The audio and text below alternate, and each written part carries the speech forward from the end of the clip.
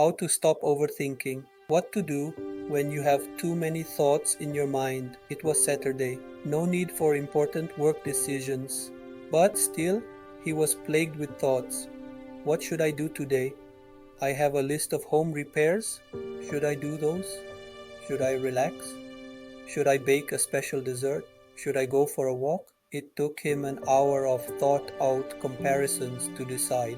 He finally chose to take a walk, but throughout the walk, his mind continued to flood his experience with nonsense. Are you an overthinker? Do you find yourself caught in a vicious cycle of compulsive thinking? Find out what Sadhguru has to say about being stuck in the mind and how one can come out of it and become more conscious. Sadhguru. The moment you get identified with something other than what you really are, the activity of the mind begins.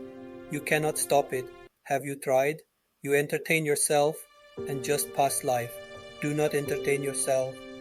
Just sit down for 24 hours and try very hard to stop the mind. You will see where it will take you. In 3 days you will be in madness. This is like you ate bad food and now there is gas. It will not help if you try to hold it. You should just stop eating bad food. You have wrong identifications, and once the wrong identifications happen, the activity of the mind goes on non-stop. You cannot stop it no matter what you do. It is just that if it is within a certain limit, you think it is normal. It is not normal. You are in socially accepted levels of madness. Everyone is the same way, so you think it is okay. But you do not know the joy of simply sitting here without a single thought on your mind. If I close myself up for 4 or 5 days, those 4 or 5 days I do not have a single thought. I do not read anything or even look out of the window.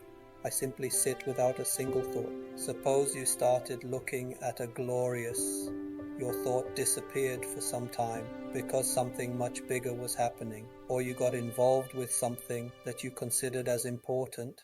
At that time, the thought disappeared for some time. Those have been the most beautiful moments of your life. If you get in touch with something bigger, the smaller things naturally evaporate. The source of life which is functioning within you is a far bigger phenomenon than the thought process.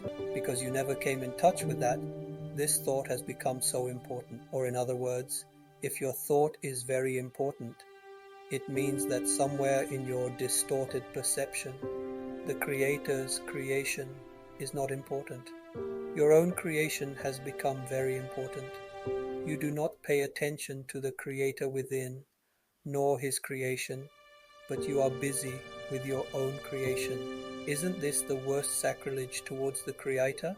Not even for a moment has your attention shifted to the source of life within you. If you know the blissfulness of just being able to simply sit here, not thinking or doing anything, just being life, then life would be very different. Getting in touch with the source of creation. When it comes to the outside world, different human beings are capable in different ways. But when it comes to the interiority, all of us are equally capable. It has not happened because you have never paid attention, not because it is difficult or unapproachable, or because you are unqualified. Every human being is equally qualified for inner nature. For external work, whether you want to build a building or cook a meal or do something else, each one of us is differently capable. But when it comes to inner realities, all of us are equally capable. It has happened to one and not happened to the other simply because one has not paid attention. That is all. People have come to these conclusions that spiritual process is very difficult because they keep doing the wrong things. With the outside world, you have realized that unless you do the right thing, it will not work. The same is true with the inside. On a certain day, a tourist came to a village close by and asked, "How far is Isha Yoga Center?" The local village boy said, "It is 24,96 miles. He said, "What? That far?" The boy said, "Yes, the way you are going. If you turn around, it is just 4 miles. You are looking in one direction and trying to be spiritual. Now it is a very long way. You have to go across the universe and come back. If you just turn around, it is right here because what you are looking for is within you, not outside of you. What is within you, no one can deny you except yourself. Can anyone deny you entry to your own interiority? If it is not happening, you must understand that you have not created the necessary willingness. There is no other reason. Are you out of your mind? Right now, do not try to suppress the thought. The biggest mistake has been that people have told you, control your mind. Once you try to control your mind, you are finished. Let us say that right now, you are practicing Shambhavi Mahamudra. If you do the process, it will create mind. You do Shambhavi and simply sit. Your body is here, your mind is out there, and what you see as myself is somewhere else. Once this distinction arises, now there is no struggle with the mind. Once you are out of the mind, there is no problem. If someone tells you you are out of your mind, do not you feel insulted. It is the greatest compliment that they can give. They are telling you, you are a Buddha. Buddha means he is out of his mind. People think being out of mind is madness. It is not madness. Madness is always of the mind. If you are out of your mind, you will be 100% sane.